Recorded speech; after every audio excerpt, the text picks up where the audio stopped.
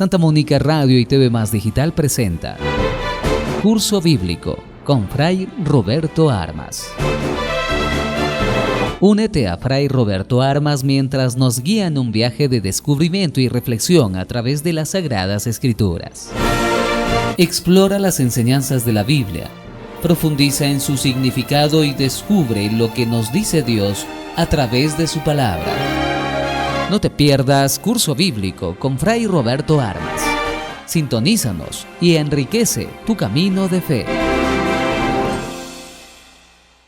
Está con nosotros el Padre Roberto Armas con este programa de educación a través de la interpretación de la lectura de la Biblia. ¿Qué tal, Padre Roberto? Estamos con ustedes para continuar nuestras enseñanzas, para conocer un poquito más de los libros de la Biblia. Estábamos con los primeros libros de la Biblia, el que llamamos el Pentateuco, los primeros 5 libros, y hablamos ya de 3. Y nos falta 2 de esos 5 libros. Hablamos del Génesis, Éxodo, Levítico. Ahora falta Números y Deuteronomio. Bien, pero siempre la oración que nos acompaña en este programa. Así es, comenzamos siempre en presencia de Dios. Señor, te damos gracias porque nos permites participar en este curso bíblico por medio de la radio. Nos reúnes y nos pones frente a tu palabra. Ayúdanos a acercarnos a ella con reverencia, con atención y con humildad. Envíanos tu Espíritu para que podamos acogerla con verdad, con sencillez, para que ella transforme poco a poco nuestra vida. Que tu palabra penetre en nosotros, que nuestro corazón esté abierto como el de María, Madre tuya y Madre nuestra, y como en ella la palabra se hizo carne, también en nosotros esta palabra tuya se transforme en obras de vida según tu voluntad. Amén. Amén. Bien, Padre Roberto. Seguimos en esta lectura de los libros.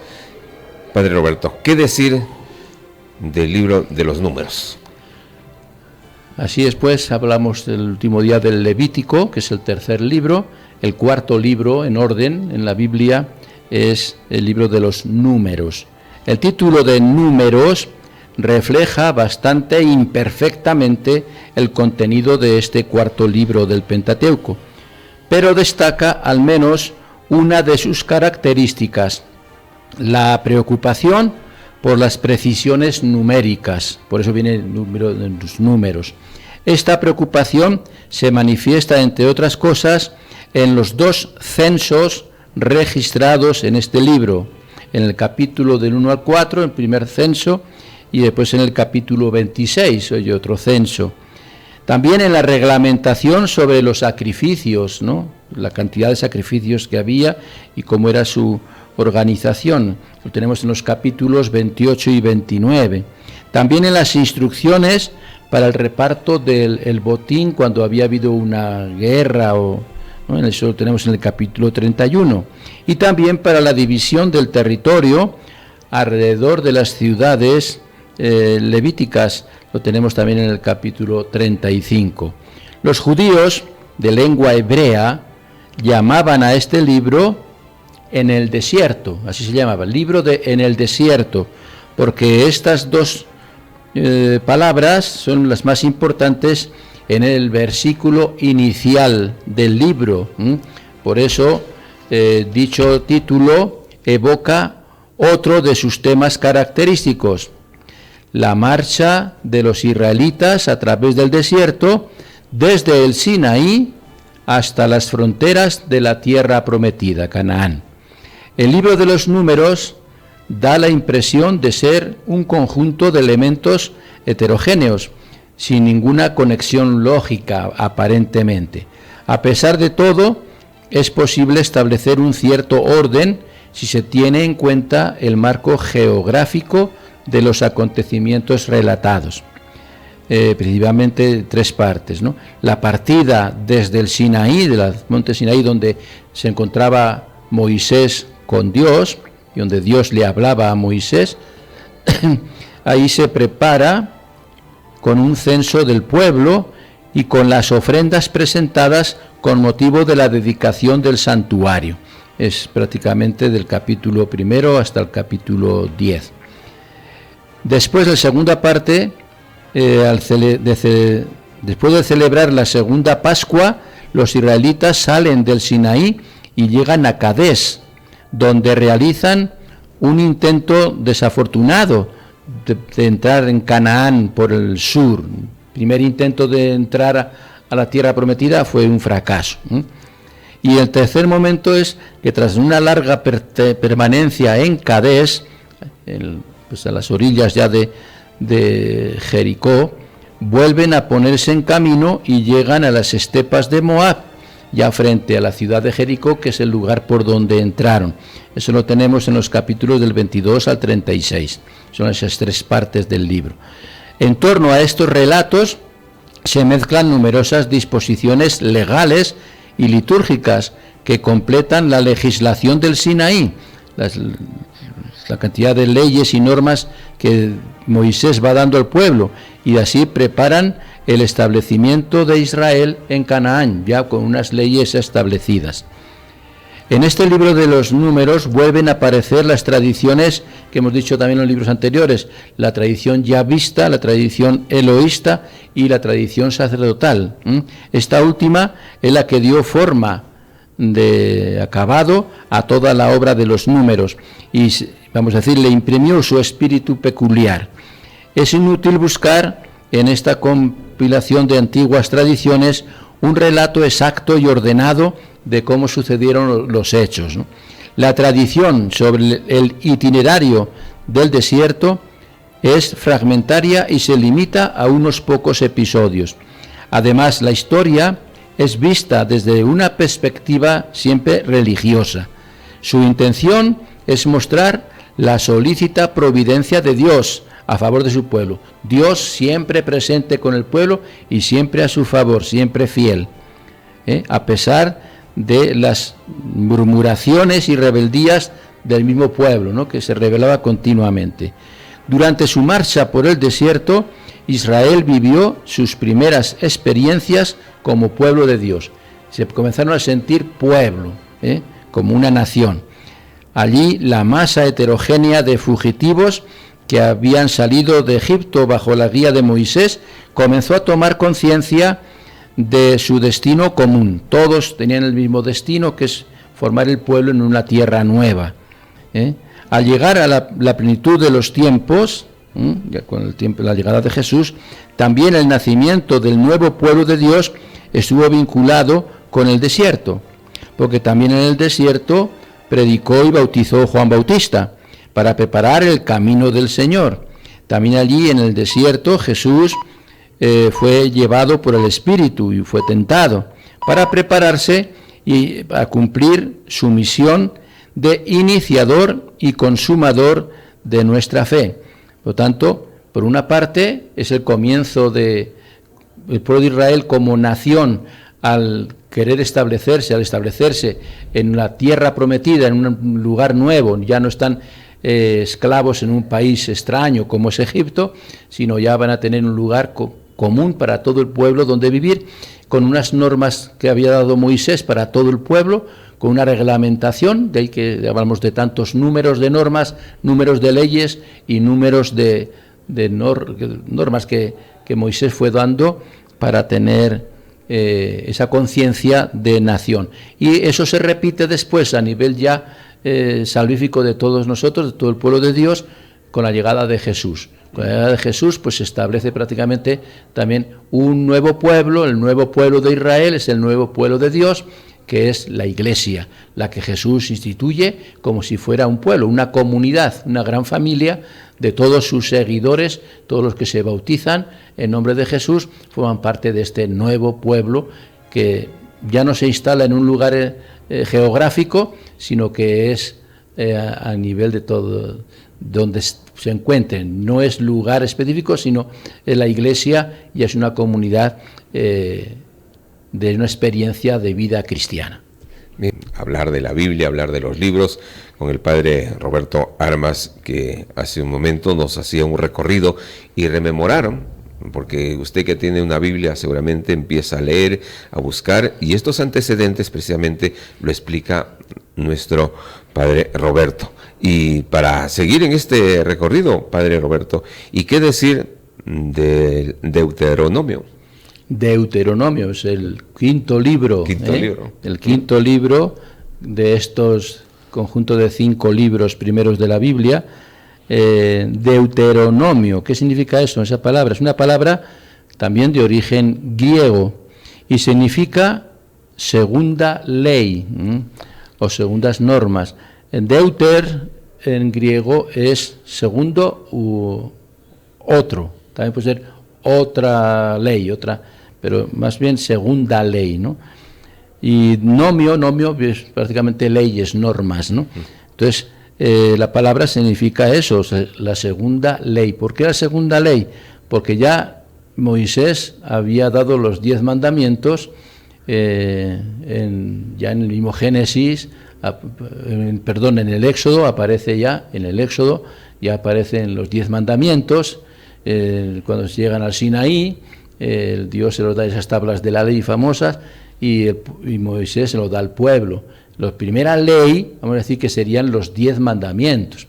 Y después, poco a poco, según van avanzando tanto en las faldas del Sinaí como en la trayectoria hacia la tierra prometida, que pasan bastantes años, ahí Moisés va dando otras leyes, adaptando pues al pueblo que está caminando por el desierto.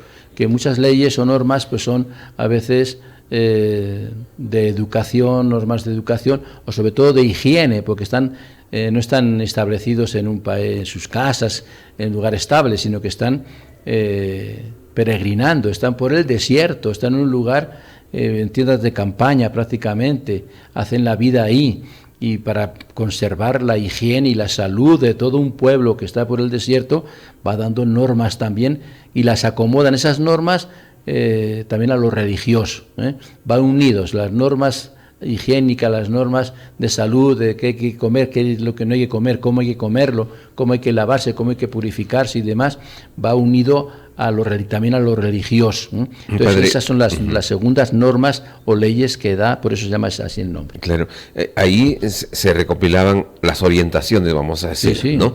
No había quien dicte, como decir una norma que lo ejecuta. Lo explicaba Moisés al pueblo y no había nadie que lo escribiera, todo se grababa en la mente de cada uno. En sus reuniones que tenían del culto, las anunciaba, las dictaba y el pueblo las asumía. Después en las reuniones familiares, pues en las noches, pues la noche era muy larga seguramente, y era en tienda de campaña, al aire libre, y no había otros entretenimientos como me imagino unas tertulias tremendas. Pues eso, tertulias largas frente al fuego, eso es la costumbre desde antiguo. Como se hace ahora cuando salen personas de campamento, es típico que en las noches, al aire libre, hagan una fogata y alrededor hagan juegos, y den temas también. También se utiliza eso ahora, pero antiguamente era pues la tradición principal. Y ahí se iban pasando las normas que dio Moisés, poco a poco se pasaban también de familia en familia, y ahí se conservaban ya en su mente y en su corazón, y era su compromiso serio, ¿no? Era algo serio. Por eso que se le pone el nombre a este libro, Segunda Ley o Segundas Normas, después de las primeras, que son principalmente los 10 mandamientos, ¿no? Tal designación, esto de Deuteronomio, segunda ley, expresa solo en parte el contenido del quinto libro del Pentateuco, del Deuteronomio, ya que este, más que un código de leyes en sentido estricto, es una larga y vibrante exhortación destinada a recordar a Israel el sentido y las exigencias de la alianza. Todas las leyes iban alrededor de la alianza, el compromiso era la alianza, no era tanto que fuera una ley. Alianza es un pacto de amistad entre Dios y el pueblo, y lo que pretende Moisés es transmitir ese mensaje de que Dios se preocupa de su pueblo y que el pueblo tiene que relacionarse con su Dios, y que tiene que corresponder a lo que Dios le pide para que todo salga en orden y demás. Eso es lo más importante. Lo de las normas y leyes, segunda ley o tercera o la que sea, eso es secundario. Lo principal es que por medio de esas leyes se establece pues una buena relación del pueblo con Dios, en que se exige una alianza, se exige siempre fidelidad. Dios siempre fue fiel. El pueblo, pues lamentablemente no fue siempre fiel, porque no cumplía estas normas.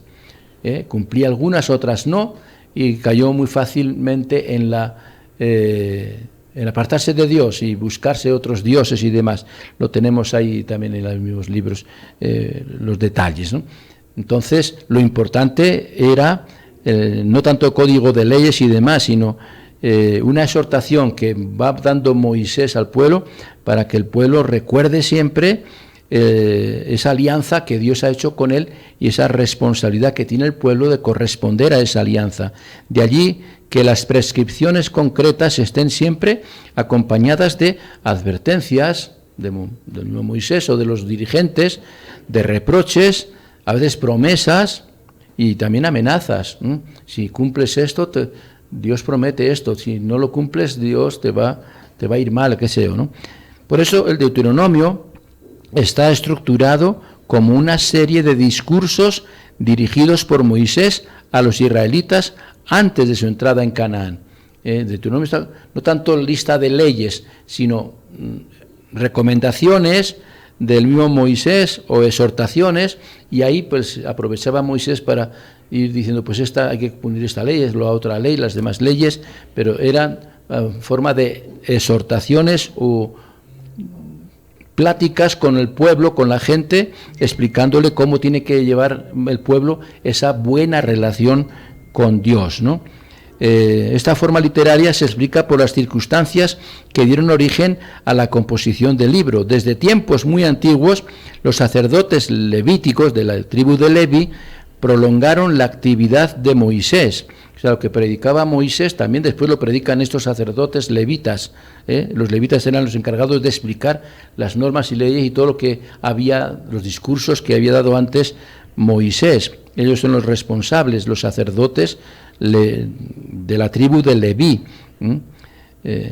Entonces ellos prolongan un poquito todas las enseñanzas que Moisés había dado al pueblo. En las celebraciones del culto que tenían con frecuencia, ellos no se limitaban a repetir la ley fijada para siempre, sino que las completaban y actualizaban a fin de responder a las nuevas situaciones que se presentaban, a nuevas necesidades.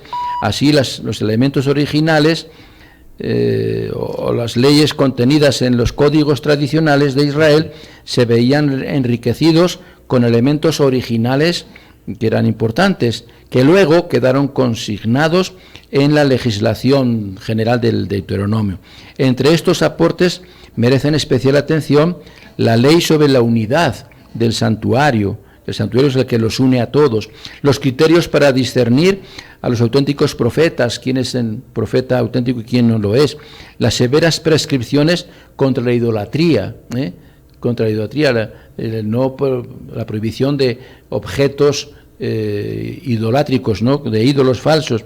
Todo esto estaba destinado a contrarrestar el pernicioso influjo de la religión de Baal, que en la tierra de Canaán la religión principal era al dios Baal, que era un dios falso, y los cultos del pueblo de Canaán, de los cananeos, que ejercían sobre la fe de Israel. O sea, influían porque vivían mezclados con ellos cuando se instalaron, y entonces en estas normas del Deuteronomio quieren fortalecer la fe en un solo Dios y evitar pues la entrega del pueblo a dioses falsos, como en este caso los Baales, Baal o los Baales, porque el Baal era el dios principal, pero había los Baales que eran dioses secundarios también, ¿no? Pero todos de la misma creencia. Estamos en nuestro programa con el padre Roberto Armas, Agustino Recoleto de la parroquia Santa Mónica. Hemos hecho ya indicaciones, ese recuento de los libros, pero también tenemos los libros históricos, historia profética. Padre Roberto, ¿por qué se mezclan los libros históricos con los proféticos? Bien, estamos cambiando un poquito de tema, hemos dejado ya los libros del Pentateuco, que son libros en los que se habla fundamentalmente de la ley que Dios da por medio de Moisés al pueblo, la forma de cómo pueden organizarse y ordenarse bien para formar un solo pueblo que sale de la esclavitud de Egipto, que pasa por una prueba que es la peregrinación por el desierto, 40 y tantos años, hasta ya instalarse en la tierra prometida, ¿no? Entonces, en la Biblia, después de estos 5 libros del Pentateuco que relatan estas cosas que hemos dicho, pasan a otra serie de libros que llamamos históricos y también proféticos, porque se mezclan. Se mezcla la historia de Israel siempre con la historia de los profetas, porque siempre hay una relación íntima con Dios, y los profetas son hombres de Dios, y los profetas hablan lo que Dios quiere hablar al pueblo, y por eso hay esa mezcla, ¿no? Se llama historia profética, o libros históricos y libros proféticos, historia profética. Por eso, después de la ley, que es el tema de los primeros 5 libros, la Biblia hebrea contiene 2 conjuntos de escritos agrupados bajo el título de los profetas, pero van con la historia. La primera parte es de carácter narrativo, y habla más de historia, e incluye libros de Josué, como en Jeremías, Ezequiel, los 12 profetas llamados menores y demás, ¿no? Para distinguir estos 2 grupos de escritos proféticos, la tradición judía, ya a partir del siglo II a.C., dio al primer grupo el nombre de profetas anteriores y al segundo el nombre de profetas posteriores. Profetas anteriores, profetas posteriores, 2 estilos, ¿no? Tal vez pueda parecer extraño que varios libros de contenido histórico, como los de Josué, Jueces, Samuel, los Reyes, hayan sido incluidos entre los escritos proféticos. Esto, digo, en la Biblia hebrea. En la Biblia de los judíos, así es su división. Estos libros proféticos están incluidos dentro también de libros históricos, cosa que no pasa en nuestra Biblia. Nuestra Biblia sí tiene, por un lado, libros históricos y por otro lado tiene los libros proféticos, ¿no? Pero esta vinculación de historia y profecía se manifiesta llena de sentido, o sea, tiene sentido si tenemos en cuenta la imagen que la Biblia nos da del profetismo y la manera como los antiguos israelitas narraban la historia. Entonces, los antiguos narraban la historia mezclada, era historia, pero con lo religioso. No lo apartaban ni lo alejaban, y por eso personajes importantes pues eran los reyes, eran los jueces, vamos a decir, eran personas civiles, pero personajes importantes que influían mucho en la marcha de la nación eran los profetas, hombres, claro, religiosos, porque eran elegidos por Dios y enviados por Dios para transmitir mensajes de Dios. Entonces estaba todo mezclado, lo civil con lo religioso, y por eso que los judíos, a la hora de distribuir los libros, los mezclan los de históricos con los proféticos. Esa, vamos a decir que es un poquito la razón. Claro, y ahí usted, en esta historia e interpretación que le dan de los libros que se mezclan, los libros históricos con los proféticos, pero ¿qué entendemos por la palabra profeta, Padre Roberto? Y también, digamos, si hay profetas anteriores y profetas posteriores. Uh-huh.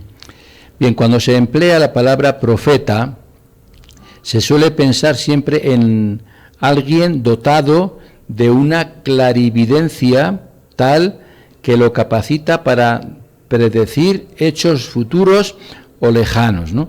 Sin embargo, esa es la idea general de profeta, pero esta idea corresponde muy imperfectamente a los profetas que fueron en realidad del pueblo de Israel. El profetismo en Israel no solamente son visionarios o que predicen el futuro, que era lo que significaba la palabra profeta en esa época, ¿no? Los profetas de Israel tienen otra misión diferente y una concepción distinta. Ellos, estos profetas de Israel, se presentaron como portavoces del Señor, de Dios, portavoces de Dios, los que transmiten la voz de Dios, la palabra de Dios, ¿no? Entonces ya es muy distinto. Vivieron intensamente los problemas de su tiempo y hablaron a sus contemporáneos por el mandato y autoridad que habían recibido de Dios. Todo lo que hablaban era en nombre de Dios. Y siempre repite mucho la frase, oráculo del Señor. El Señor dice, siempre el autor del mensaje es el mismo Dios. Esa es la diferencia que hay con los profetas, vamos a decir, paganos o profetas civiles nada más, que o eran curanderos o eran visionarios y demás de aquella época. Es la diferencia grande, ¿no? Sí vivían los problemas del pueblo y demás, pero a la hora de buscar una solución era siempre en nombre del Señor, ¿no? Para confirmar el carácter divino de su misión, anunciaban eventualmente el futuro, pero lo hacían siempre con la intención de iluminar una situación determinada y de provocar un cambio de actitud en los destinatarios de su mensaje. Siempre era con esa intención. Dios quería que esa gente cambiara de actitudes que eran negativas, que se rebelaban contra Dios y demás, ¿no?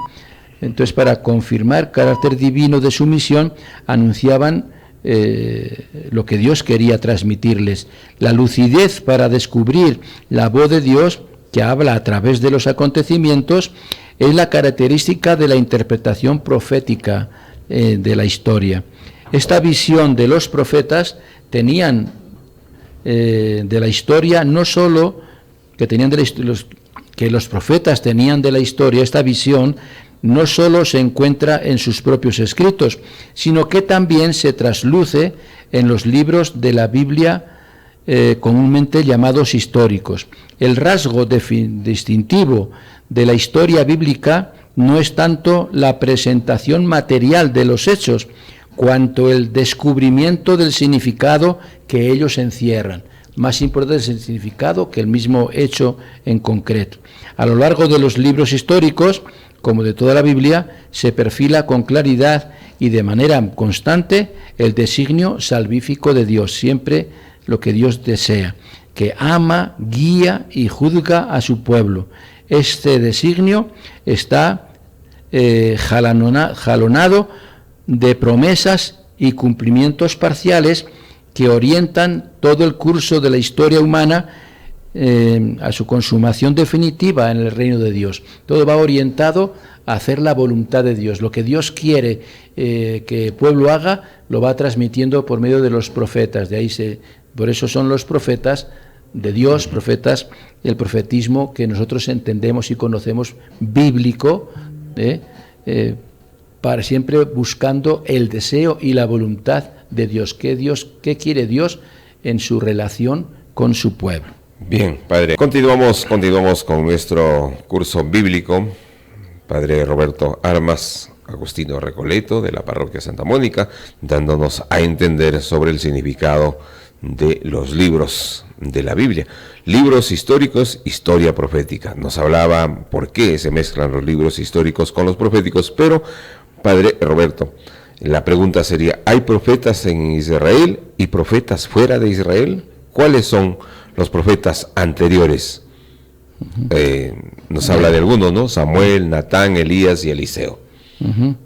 Bien, además de los libros históricos que hemos hablado, atestiguan la extensión y la vitalidad del movimiento profético en Israel, ciertamente. Todo ese primer movimiento de profetas aparecen en los libros históricos de la historia de Israel, especialmente el libro de Samuel, el libro de los reyes y demás. Aparece ya la actuación de varios profetas que son los profetas que llamamos anteriores. Estos textos presentan a los profetas en acción, plenamente solidarios con las luchas de su pueblo y a la vez siempre dispuestos a reprocharles sus injusticias y su idolatría, ¿no?, del pueblo. En ellos se conserva el recuerdo de grandes figuras proféticas, como las de Samuel, Natán, Elías, Eliseo, que podríamos llamar profetas los anteriores, ¿no?, los primeros. Son los primeros profetas, ¿no?, que participan en los libros históricos, porque participan en la historia de los reyes principalmente. Son los que nombran a los reyes, los que los ungen, los que determinan si este rey está haciendo bien las cosas o las está haciendo mal. Pero también aparecen otros profetas, muchos de ellos anónimos, sin nombre, pero habla de profetas, aquellos profetas que en tiempos de Ahab y Jezabel prefirieron morir antes que renegar de su fe en el Señor. Eso lo tenemos en el libro de los Reyes, primero libro de los Reyes, capítulo 18 y capítulo también 19, aparecen estos profetas anónimos que daban la vida por defender lo que profetizaban, lo que hablaban en nombre de Dios. Ciertas formas de profetismo aparecen también fuera de Israel. O sea, hay profetas en Israel relacionados siempre con los reyes y con los personajes principales, pero también aparecen profetas fuera de Israel, que no son del pueblo de Israel. Por lo tanto, no son, por lo general, no son profetas de Dios, ¿no?, enviados por Dios, sino de los dioses falsos de otros pueblos. Tanto en la Mesopotamia como en Canaán, también en Egipto, había hombres y mujeres que hablaban en nombre de la divinidad, de su divinidad, y muchas veces su lenguaje era muy similar al de los profetas del pueblo de Dios. Había mensajes muy semejantes, ¿no?, muy parecidos. La misma Biblia atestigua la existencia de profetas de Baal, el dios a que adoraban en Canaán, en la tierra donde se instala el pueblo de Israel con Josué. El dios es Baal, el dios Baal, y además dioses Baales en plural, quiere decir que había otros dioses pues parecidos a Baal, semejantes, con el mismo nombre, y por eso había profetas de Baal. Profeta Elías tiene que luchar duro con estos profetas de Baal, y Elías va a demostrar ante 40 y tantos profetas de Baal, va a demostrar ante el pueblo la falsedad de esas profecías de los profetas de Baal, y la falsedad del dios Baal, que no actúa, y sin embargo el Dios de Elías, cuando es clamado, invocado por el profeta Elías, sí responde, da testimonio Dios de que es un Dios vivo y que está con el pueblo y demás. Eso es lo tenemos en el libro de los Reyes. Hay diversas manifestaciones de estos. Los sueños del copero y del panadero del faraón, Génesis capítulo 40. Tras que en los otros pueblos el profetismo fue un fenómeno más bien marginal y episódico, ¿no? En Israel marcó profundamente toda la vida religiosa, las instituciones políticas y las estructuras sociales. Los orígenes del profetismo bíblico se remontan a la época de la instalación de los israelitas en Canaán. Ahí comienzan los profetas. Sus primeras manifestaciones aparecen vinculadas al culto de algunos santuarios que ya se estaban construyendo, como los de Betel, Ramá, Gilgal. Así había agrupaciones de profetas siempre en torno a estos santuarios, cuya característica principal era el éxtasis provocado de diversas maneras, especialmente por la música y las danzas frenéticas y demás. Sus demostraciones de entusiasmo religioso revestían con frecuencia formas a veces extravagantes y raras. Pero estas agrupaciones proféticas, si bien fueron decayendo progresivamente, ejercieron también al principio una influencia positiva en el pueblo de Israel. Con una vida austera, con un celo fanático en el Señor, por el Señor, y su repudio total de la cultura y religión cananeas falsas, contribuyeron a mantener intacta la fe del pueblo de Dios. esa fe heredada de Moisés, a quien la tradición bíblica considera el primero y el más grande de los profetas. Moisés no es que fuera profeta, pero era un hombre de Dios, elegido por Dios, llamado por Dios a cumplir su misión de liberar al pueblo. Entonces se le considera también como el principal de los profetas. No en vano se le compara con Jesucristo mismo, ¿no? Con la misma figura de Jesucristo. Moisés es figura de Jesucristo, y a Jesucristo también se le llama profeta, ¿eh? Jesucristo es un profeta para el pueblo. Moisés también ha sido considerado como profeta. En el libro del Deuteronomio, en el capítulo 18, en el capítulo 34, aparece Moisés con el nombre de profeta. Por otra parte, en los libros de Josué, de Jueces, de Samuel, de los Reyes, que son históricos, se encuentran muchas páginas que presentan una gran afinidad con las ideas y el estilo del Deuteronomio. Esta afinidad espiritual y literaria permite afirmar que la colección de los profetas anteriores, en su redacción definitiva, es la obra de una escuela de escribas deuteronomistas que meditan sobre el pasado de Israel con el fin de extraer una enseñanza para el presente. De todo lo que habían vivido el pueblo con Moisés, leyes y normas y demás, lo tratan de rescatar por medio de estos profetas a la actualidad del pueblo de Israel, para que lo sigan viviendo y sigan viviendo la fidelidad al mismo Dios. La actividad de esta escuela comenzó en los últimos años de la monarquía, cuando ya se estableció el pueblo y hay un rey, hay un palacio, hay un lugar especial donde ya hay escribas, hay ya los medios suficientes para estar escribiendo la historia del pueblo y demás. Ahí comienzan a existir estos profetas primeros que estábamos mencionando, ¿no? La actividad de esta escuela comenzó, por eso, con los primeros reyes, y continuó después durante el exilio.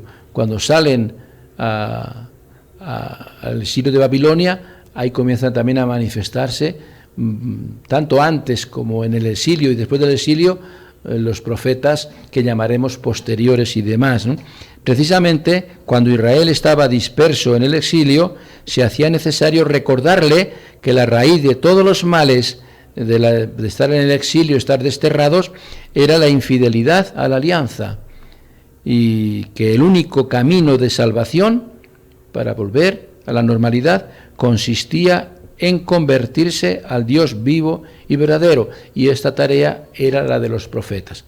Los profetas eran los que decían: mira, están en la esclavitud, están en el destierro, están sometidos por otros pueblos por su infidelidad, por ser infieles a Dios. Si quieren revertir la situación, si quieren volver a la normalidad, si quieren volver a la buena relación con Dios y a la paz y la tranquilidad, tienen que volver a Dios, tienen que volver a ser fieles a todo lo que Dios les diga, a la alianza, a los mandamientos, a las normas, etcétera, al origen, ¿eh? Y eso es lo que hacen los profetas, es la misión que tienen tanto unos profetas como otros, los anteriores y los posteriores.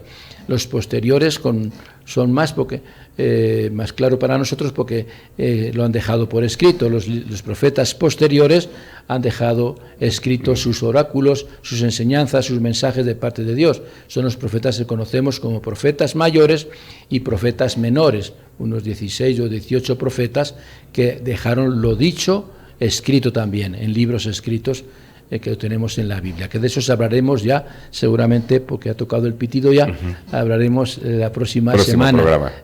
Continuaremos con los profetas, pero ya hablaremos de los profetas más importantes, los que más conocemos y los que fueron más influyentes en el pueblo de Israel, y que siguen siendo influyentes también hoy en nosotros, porque muchos mensajes que leemos en las misas, casi todos los días, son de este tipo de profetas ya, vamos a decir, tradicionales, pero que nos dejan un mensaje válido también para hoy, como es el profeta Isaías, el profeta Jeremías, el profeta Ezequiel. Son profetas que su mensaje es siempre actual, para aquella época y también para esta. Lo continuaremos pues en la próxima semana. Qué bien, Padre Roberto, por esta invocación, sobre todo cómo hacernos entender, y por ello está nuestro programa Curso Bíblico. Bien, Padre Roberto, antes de irnos tenemos nuestra oración. Gracias, Señor, por estas reflexiones y por tu palabra que hemos escuchado. Ayúdanos a comprender cuál es la respuesta adecuada a lo que tú hablas dentro de nosotros. Señor, da siempre tu palabra cotidiana. Ella es como el pan, sacia y a la vez provoca hambre de ti.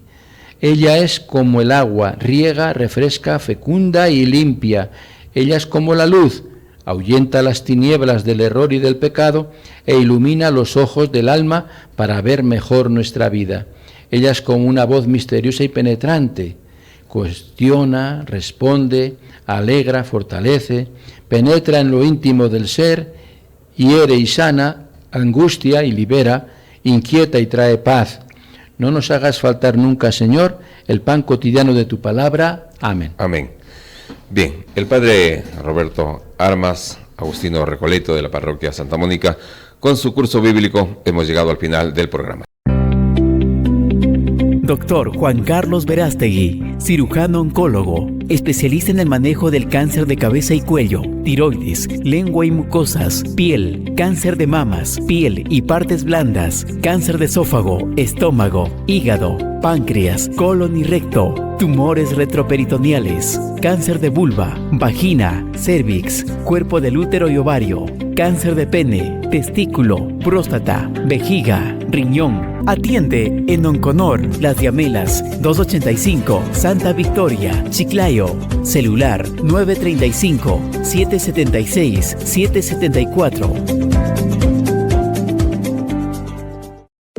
FAR Plus. Nuestras certificaciones internacionales garantizan nuestros procesos de fabricación y nuestra moderna infraestructura nos permite brindar soluciones de almacenamiento de gran capacidad. Presentamos la línea de tanque doméstico FAR Plus con tanque de capacidades de 350 litros hasta 2.600 litros.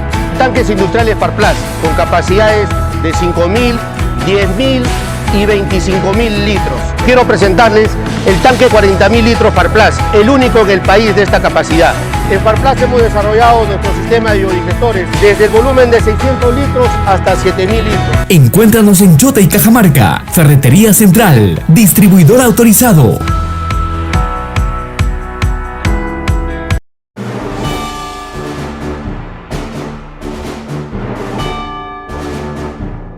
Santa Mónica Radio y TV Más Digital presenta Curso Bíblico con Fray Roberto Armas. Únete a Fray Roberto Armas mientras nos guía en un viaje de descubrimiento y reflexión a través de las Sagradas Escrituras. Explora las enseñanzas de la Biblia, profundiza en su significado y descubre lo que nos dice Dios a través de su palabra. No te pierdas Curso Bíblico con Fray Roberto Armas. Sintonízanos y enriquece tu camino de fe.